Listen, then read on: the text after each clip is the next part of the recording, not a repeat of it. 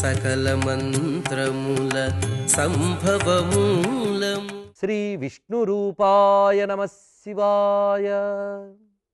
పరమాత్మైన పరమేశ్వరుని యొక్క తత్వాన్ని ఆవిష్కరించే నామముల వరుసలో నిర్వాణం హ్లాదనశ్చైవ బ్రహ్మలోక పరాగతి.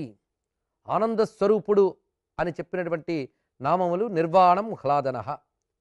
ఇక బ్రహ్మలోక పరాగతి, ఈ రెండు నామాలు ఒక దగ్గర పెట్టారు.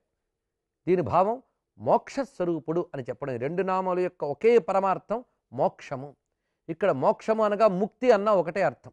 ఈ ముక్తి రెండు విధాలుగా ఉంటుంది అని మన శాస్త్రం చెప్తున్నది. ఒకటి క్రమముక్తి, రెండవది సజ్జోముక్తి అని చెప్పబడుతున్నది. క్రమముక్తి అనేది కేవలం ఉపాసనా మార్గం ద్వారా వస్తుంది. ఇక సజ్జోముక్తి అనేది బ్రహ్మజ్ఞానం వల్ల వస్తున్నది. ఇది మనకు వేదాంత శాస్త్రం చెప్తున్న విషయం. ఇదే అంశాన్ని మనకి బ్రహ్మసూత్రాల్లో బాదరాయణ మహర్షి కూడా అందించారు. బ్రహ్మలోక పరాగతి.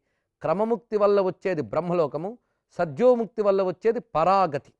పరాగతి అంటే దేనిని మించి మరొక గతి లేదో, ఏది అన్నిటికీ పైన ఉన్న గతో అది పరాగతి అని చెప్పబడుతుంది. ఈ క్రమముక్తి రూపుడు పరమాత్మయే, ఈ సజ్జోముక్తి రూపుడు పరమాత్మయే. ఈ రెండిటి యొక్క భావాన్ని మనం పరిశీలిద్దాం. క్రమముక్తి అన్నప్పుడు ధార్మికమైన జీవనాన్ని గడుపుతూ అకుంఠితమైన నిర్గుణమైనటువంటి భక్తిలో మనం ఉన్నప్పుడు, నిర్గుణ భక్తి అంటే ఏ కోరిక లేకుండా ఆ పరమాత్మను తలంచుకుంటే చాలా ఆనందపరవశులయ్యేటువంటి స్థితి ఏదైతే ఉంటుందో ఆ భక్తి నిర్గుణ భక్తి అంటారు. అటువంటి భక్తి ఉన్నటువంటి వాడు క్రమముక్తిని పొందుతాడు. అనగా వాడు ఏ దేవతను ఉపాసిస్తున్నాడో ఆ దేవతకు సంబంధించిన లోకానికి చేరుకుంటాడు. ఆ లోకంలో అతడు సాలోక్య సారూప్య సామీప్యాది ఆనందాలు అనుభవిస్తాడు. ఆ ఆనందం వర్ణనాతీతమైనది. అది ఇతర ఏ లోకాల్లోనూ దొరకదు. ఇహలోకంలో కానీ స్వర్గాది లోకాల్లో కానీ దొరకదు. అలాంటి దివ్యానందం అనుభవిస్తాడు అక్కడ. ఆ దేవతామయమైనటువంటి ఆనందాన్ని అనుభవిస్తాడు.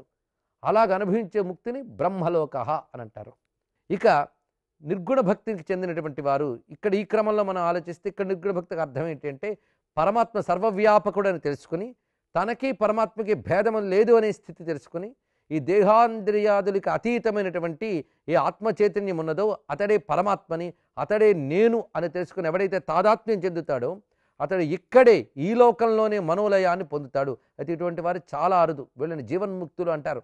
అటువంటి వారు పొందేది పరాగతి. చిత్రం ఏంటంటే ఈ అన్ని గతులు ఈశ్వర స్వరూపమే. ఇది ఇందులో మనం తెలుసుకోవాల్సిన ప్రధానమైన భావం.